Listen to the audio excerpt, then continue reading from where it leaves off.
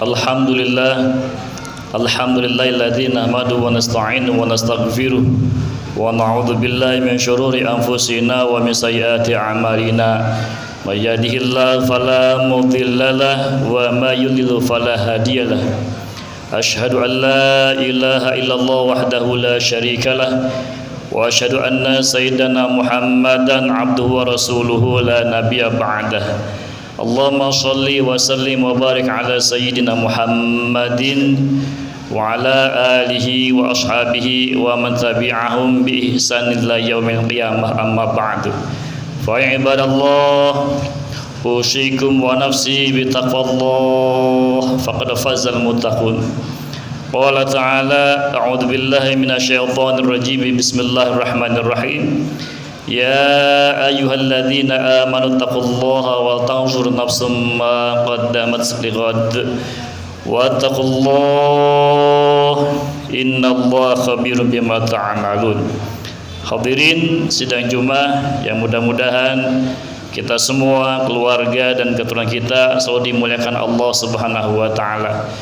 Puji syukur senantiasa kita panjatkan kehadirat Allah yang telah memberikan kita kenikmatan yang tak terhingga, baik nikmat batiniah, iman, Islam dan ihsan, maupun nikmat lahiriah, sehat walafiat, panjang umur, sehingga kita semuanya bisa melangkahkan hati, kaki dan pikiran kita di masjid yang mulia ini dalam rangka bertawajuh melaksanakan ibadah kewajiban kita kepada Allah Subhanahu wa taala.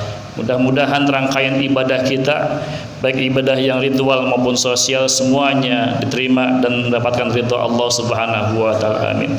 Dan termasuk yang harus kita syukuri hadirin adalah Allah sudah panjangkan usia kita dalam keadaan sehat walafiat lahir dan batin, bisa bertemu dengan bulan Rabiul Awal, yang bulan ini kita kenal dan kita sudah pahami kelahiran Habibuna, kekasih kita, Nabi besar Muhammad sallallahu alaihi wasallam, yang tanpa terasa juga ini sudah berada di penghujung-penghujungnya.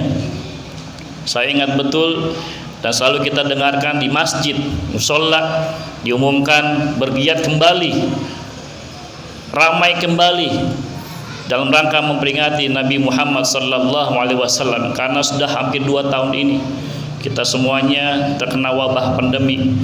Tentunya jamaah dirahmati Allah Subhanahu wa taala, ini merupakan nikmat yang besar yang tak terhingga. Hadirin jamaah dirahmati Allah, saya ingat betul ketika di sebelum malam 12 ada imbauan dari MUI DKI agar di malam ke-12 itu ba'da maghrib sampai dengan isya mengadakan pembacaan maulid. Tujuannya apa? Disiarkan kembali, hidupkan kembali, dengan harapan semoga dengan membaca maulid tumbuh kembali mahabbahnya. Tentunya dengan wasilah mahabbah ini Allah lindungi dan angkat semua wabah dari negeri kita ini. Jamaah dirahmati Allah Subhanahu wa taala, tentunya kita sebagai umat Nabi Muhammad sallallahu alaihi wasallam sangat bergembira dan bahagia dengan cara yang berbeda-beda dan banyak sekali caranya, dan termasuk mengadakan pembacaan maulid. Bahkan di masjid saya itu di Cilincing itu malam pertama sampai dengan malam 12, ba'da maghrib sampai dengan isya pembacaan maulid diadakan dengan tim hadronya. Tujuannya apa? Sebagai mahabbah kita kepada Nabi besar Muhammad sallallahu alaihi wasallam, ditambah lagi dengan sodakoh-sodakoh dari para kerabat, keluarga, jamaah yang ingin memberikan bentuk cintanya kepada Nabi besar Muhammad sallallahu alaihi wasallam, yang mudah-mudahan dengan mahabbah apapun bentuknya itu, semoga mahabbahnya kelak kita kumpul bareng baginda Nabi besar Muhammad sallallahu alaihi wasallam. Hadirin jamaah dirahmati Allah, ada satu pelajaran malam Jumat yang lalu ketika keluarga saya di Tangerang itu mengadakan acara haul sambil maulid. Kami mengundang guru kami Al Habib Haidar Al Haddar. Ada yang menarik hadirin jamaah dirahmati Allah, salah satu pembicara pada malam itu mengatakan seyogyanya acaranya jangan haul sambil maulid sekaligus maulid, maka dirubah, kata beliau, yang bagus itu adalah acara maulid sambil haul. Apa kata beliau? Karena kita ini ada di dunia ini karena kemuliaan Nabi besar Muhammad sallallahu alaihi wasallam. Hadis qudsi mengatakan, Allah berfirman, laulaka ma khalaqtu hadzal alam. Seandainya tidak ada engkau wahai Muhammad, aku tidak akan ciptakan alam ini. Hadirin jemaah dirahmati Allah, memang redaksi yang berbeda, tapi tentunya ini niat. Walaupun redaksi itu sepele pun, tapi tentunya kalau kita menjadi perhatian, mudah-mudahan ini sebagai bentuk mahabbah kita yang kelak Allah catat sebagai umat tercintanya Nabi Muhammad sallallahu alaihi wasallam. Hadirin jemaah dirahmati Allah Subhanahu wa taala, bukankah Rasul mengatakan bahwa Rasul mengatakan tidaklah sempurna iman seorang sampai ia mencintaiku lebih daripada kedua orang tuanya, dari keluarganya dan sebagainya. Tadi jemaah dirahmati Allah Subhanahu wa taala. Kemudian ada lagi yang menarik hikmah ibrah yang saya ambil ketika Al Habib Al Haidar mengatakan ada dua peristiwa, dua kejadian penting di mata beliau yang beliau alami, betapa husnul khotimah itu ada kaitannya dengan baginda Nabi besar Muhammad sallallahu alaihi wasallam. Yang pertama, jamaah beliau ketika sedang mengendari mobil di Bintaro, mobil Innova, terasa dadanya sesak, ia merasa bahwa ajalnya akan datang, Israel akan menjemputnya. Dia kasih sen kiri, dia berhenti, subhanallah, qadarullah, Allah cabut nyawanya dalam keadaan husnul khotimah, tersenyum, kata beliau. Yang kedua, murid beliau, salah satu tim hadrohnya yang usianya masih muda, SMP dan SMA, wafat dalam keadaan tersenyum. Beliau yakin kedua jamaah itu dalam keadaan husnul khotimah. Hikmahnya apa jamaah dirahmati Allah? Beliau katakan, yakinlah bahwa husnul khotimah itu selalu ada kaitannya dan erat hubungannya dengan Nabi besar Muhammad sallallahu alaihi wasallam. Yakinkan itu, maka kita bersyukur jamaah dirahmati Allah, kita bertemu dengan Maulid, bulan Maulid. Tentunya ini mengingatkan kembali kita untuk dekat, ingat kembali dengan baginda dasar Muhammad sallallahu alaihi wasallam. Dan saya teringat dalam satu kitabnya Habib Umar Al-Hafidh, beliau mengatakan dalam kitabnya Tawjihun Nabi Limardoh Bari, ada 10 sebab yang dapat menghantarkan kita untuk bertemu Allah dalam keadaan husnul khotimah. Yang pertama, kata beliau, yang pertama yang dapat menyebabkan kita ketemu Allah husnul khotimah adalah selalu berzikir kepada Allah Subhanahu wa taala, lisan maupun qalbi, duduk maupun berdiri, di kendaraan ataupun sedang duduk dan sebagainya, zikir kepada Allah. Dan Imam Abdurrahman Ad-Dibai dalam kitabnya Maulid Diba yang sering dibaca ketika maulidnya, beliau katakan ciri umat Nabi Muhammad yang terbaik itu ada 4. Salah satunya adalah yahmadunallaha fi syiddatin wa rakha. Mereka umat Nabi Muhammad yang terbaik itu selalu memuji Allah, mengingat Allah, berzikir kepada Allah, baik dalam keadaan sempit ataupun senang lapang. Ingat, ketika senang kita ingat Allah, maka pasti kata Rasulullah, ketika kita sempit susah, Allah akan mengingat kita.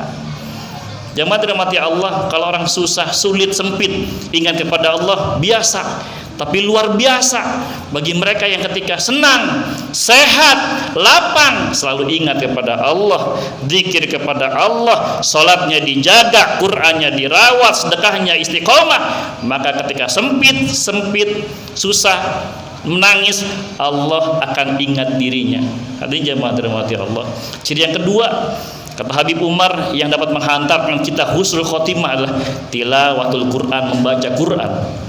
Hadirin jamaah dirahmati Allah, para sahabat saking senangnya dengan Nabi, bertanya kepada Anas bin Malik, sahabat Anas yang 10 tahun bersama Rasulullah, wahai Anas, sampaikan kepada kami apa kebiasaan Rasul biar kami bisa melaksanakan, jangan sampai terlewat. Apa kata Anas bin Malik? Saya nggak berani cerita, takut ada yang ketinggalan. Kalau mau tahu bagaimana akhlak Rasulullah sehari-harinya, tanya dengan Sayyidatuna Aisyah, istri beliau radhiyallahu anha. Apa kata Aisyah? Kalau mau tahu akhlaknya Rasul setiap harinya, dan kalian ingin dan kita semuanya melaksanakan sunnahnya Rasul, akhlaknya Rasul, bacalah Al-Quran. Karena khuluqu Al-Quran, maka kalau kita pengen ngikut akhlaknya Rasul, bacalah Quran setiap malam, setiap siang. setiap waktu. Sulit Ustaz? Nggak ada sulit. Kalau bilang sulit, Allah akan sulitkan dirinya. Sibuk Ustaz? Allah akan sibukkan dirinya. Quran itu ada sekarang, Quran digital, nggak ada alasan nggak bisa, nggak ada alasan sibuk. Jamaah dirahmati Allah Subhanahu wa taala, Quran, dekat dengan Quran. Insya Allah kalau kita rawat husnul khotimah, kita ketemu dengan Allah Subhanahu wa taala. Yang ketiga, jamaah dirahmati Allah, kalau kita pengen husnul khotimah, kata Habib Umar Al-Hafidh adalah beliau katakan selalu mengingat akhirat. Apa yang akan kita bekal menuju akhirat? Kalau kemarin-kemarin kita dengar ambulan sirinenya, maka semestinya jangan mengeluh, tapi ingat bahwa kita pun bisa jadi akan dibawa dengan sirine ambulan.